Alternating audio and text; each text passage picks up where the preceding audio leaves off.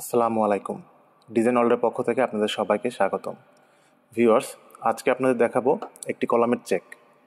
তো এই কলামটি আমি দুটো চেক দিব, একটা দিব পার্সেন্টেজের চেক আর একটা দিব আমি স্পেসিংয়ের চেক। তো এই দুটো জিনিস আজকে আপনারা দেখবেন।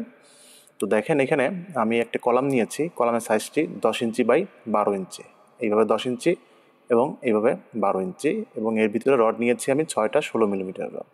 এই যে এখানে দেখেন 3টা, এখানে 3টা, 6টা 16 মিলিমিটার রড। আর একটা জিনিস বলে রাখি, এই বিষয়টি খুবই গুরুত্বপূর্ণ। আশা করি আপনারা আমাকে মনোযোগ দিয়ে শুনবেন এবং সময়কে অতিবাহিত হতে দিবেন। ইনশাল্লাহ আজকে আপনারা ভালো কিছু শিখতে পারবেন। তো এইখানে আপনাদের কাছে অনেকটা জড়তা মনে হতে পারে, তবে এটা খুব ভাইটাল কোনো কিছু না। আপনারা জাস্ট আমাকে শুধুমাত্র ফলো করেন, তাহলে আপনারা নতুন একটা কিছু জানতে পারবেন। তো এইখানে দেখেন পার্সেন্টেজের যে হিসাবটি, আগে আমরা পার্সেন্টেজের চেক দিব। যে আমরা জানি একটি কলামে 1% কম রড দেওয়া যাবে না। হ্যাঁ, তো এই জিনিসটা আমরা দেখবো যে এই 10 ইঞ্চি বা 12 ইঞ্চির যে কলামটা নিলাম আর এর ভিতরে যে 6টা আমরা রড দিলাম 16 মিলিমিটার রড, তো এইটা আসলে 1% রড হলো কিনা, এই বিষয়টি আমরা এখন দেখব। তো এর জন্য কি করব, যে দেখেন এখানে একটি সূত্র আছে, সূত্রটি rho is equal to AS by BD, এটা একটা সূত্র। তো আমি আপনাদের এই বিষয়টি ভেঙে ভেঙে দেখাই দিচ্ছি, তাহলে আপনাদের বুঝতে আরও সুবিধা হবে। তো ফার্স্টে আমরা এখানে বিডি মানে কি এটা দেখব।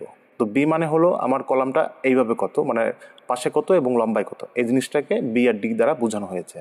তো বি দিয়ে এখানে বোঝানো হচ্ছে এখানে 10 এদিকটা, আর ডি দিয়ে বোঝানো হচ্ছে এখানে লম্বা এভাবে কত 12 ইঞ্চি, সেটা এখানে লেখা হয়েছে।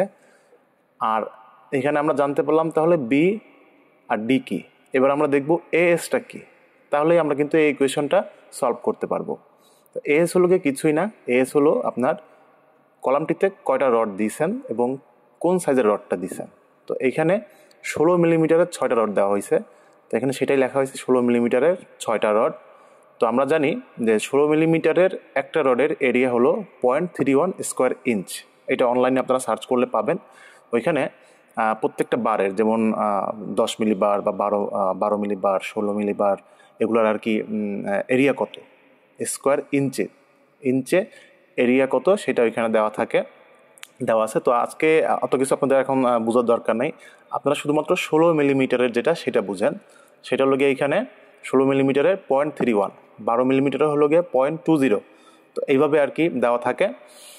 তো যেহেতু 16 মিলিমিটারের রড নিয়েছি, যার কারণে এখানে এরিয়া আছে আমার 0.31 স্কোয়ার ইঞ্চ।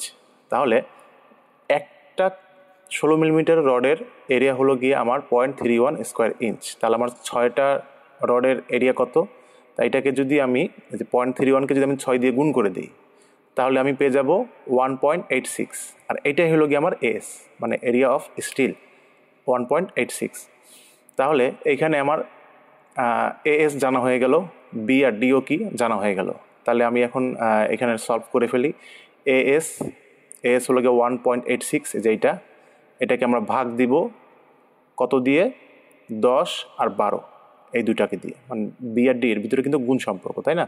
তাহলে 10 আর হলো গিয়ে 12 যদি আমি গুণ করি 120 হয়, তাহলে 120 দিয়ে যদি আমি এটাকে ভাগ করে দিই, তাহলে আমি পাচ্ছি হলো গিয়ে 0.0155। এটাকে যদি আমি 100 দিয়ে গুণ করে দিই, তাহলে আমি পেয়ে যাচ্ছি এখানে আমার পার্সেন্টেজ কত। পার্সেন্টেজ হলো গিয়ে আমার 1.55, মানে রো মানে হলো গিয়ে আমার রডের পার্সেন্টেজ কত। এখানে পার্সেন্টেজ হলো গিয়ে আমার এখানে 1.55।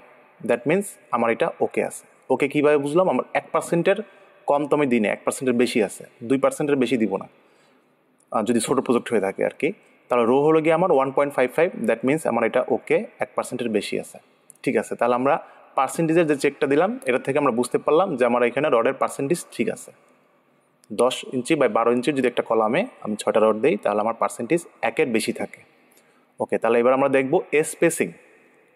তো আপনাদের আগে একটা ইনফরমেশন দিয়ে রাখি যে একটা রড থেকে আরেকটা রডের স্পেসিং বা গ্যাপটা সেটা হবে আমার 1.5 ইঞ্চির কম না। মানে এই রডটার থেকে এই রডটা 1.5 ইঞ্চি গ্যাপ থাকতে হবে এর ভিতরে, নাহলে আমার খোয়া ঢুকবে না। এই রডটার থেকে এই রডটা 1.5 ইঞ্চি আমার গ্যাপ থাকতে হবে, এই রডটার থেকে এই রডটা আমার 1.5 ইঞ্চি গ্যাপ থাকতে হবে। তো যেহেতু আমরা 1.5 ইঞ্চির গ্যাপ আমাদের মেনটেন করতে হবে, তাহলে আমরা এখন চেক দিব যে আমি যে 6টা রড দিলাম, এই 6টা রড দেওয়ার ফলে আমার একটা রডের থেকে আরেকটা রডের গ্যাপ কি আমার 1.5 ইঞ্চি আছে কিনা, এই জিনিসটা আমাদের এখন চেক করতে হবে। তাহলে সেই চেকটার জন্য আমাদের দেখেন স্ক্রিনের ডান পাশের এই ট্যাবটা চলে আসেন, দেখেন এখানে যেখানে 10 ইঞ্চি বাই 12 ইঞ্চির কলাম। তো এখানে আপনাদের আগে একটা বিষয় জেনে রাখতে হবে যে 1 ইঞ্চি সমান কত মিলিমিটার, তাহলে আমাদের হিসাবটা করতে সুবিধা হবে। 1 ইঞ্চি বা ইঞ্চির হিসাব যদি আমরা করি তাহলে এখানে একটু মুশকিল হয়ে যাবে আপনাদের বোঝা, যার কারণে সব যদি আমি মিলিমিটারে কনভার্ট করি তাহলে আপনাদের জন্য বুঝতে সুবিধা হবে। যার কারণে 1 ইঞ্চি বরাবর 25.4 মানে 25.4 মিলিমিটার, এটা আপনাদের মাথায় রাখতে হবে। 1 ইঞ্চি বরাবর 25.4 মিলিমিটার, এটা মনে রাখতে হবে। আচ্ছা, এবার আমাদের এখানে মূল পয়েন্ট অফ ভিউ কি সেটা আগে বুঝতে হবে। যে আমি এখন যাচ্ছি এই রডটার থেকে এই রডটা, এখানে গ্যাপ কত আছে এটা জানতে, আমার এখানে 1.5 ইঞ্চি গ্যাপ আছে কিনা। তো এই জিনিসটা আমরা এখন দেখব। কিভাবে দেখব দেখেন, এইখানে আমরা জানি এক কলামের রড থেকে বাইরে আমরা কভারিং দিই 1.5 ইঞ্চি, মানে এক্সট্রা যে কাস্টিং করে দিই, ঢালাই করে দিই 1.5 ইঞ্চি। তাহলে আমার এখানে এই কলামটা এইভাবে আছে 10 ইঞ্চি, 1.5 ইঞ্চি বরাবর আমার কত মিলিমিটার সেটা দেখতে হবে। তা 1.5কে যদি আমি গুণ দিয়ে দিই 25.4 দিয়ে, তাহলে আমি এখানে পেয়ে যাব আমার কত মিলিমিটার। হ্যাঁ, 1.5 ইঞ্চি বরাবর কত মিলিমিটার, 1.5 ইঞ্চি বরাবর আমার এখানে 38.1 মিলিমিটার। তাহলে 1.5 ইঞ্চি বরাবর আমার এখানে যদি 38.1 মিলিমিটার হয়, আর এটা তো 16 মিলিমিটার, 38.1 এটা আমি লিখলাম এখানে। এটা সাথে আমি যোগ দিয়ে দেবো 16 মিলিমিটার।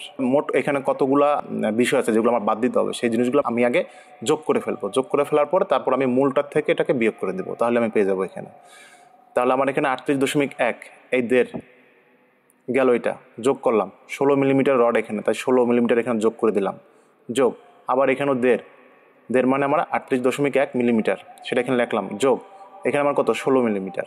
এগুলো সব যদি আমি যোগ করে দিই তাহলে আমি এখানে পেয়ে যাচ্ছি 108.2 মিলিমিটার, মানে এতটুক আর এতটুক, এগুলো দুইটা মিলে আমি পেয়ে যাচ্ছি এখানে 108.2 মিলিমিটার।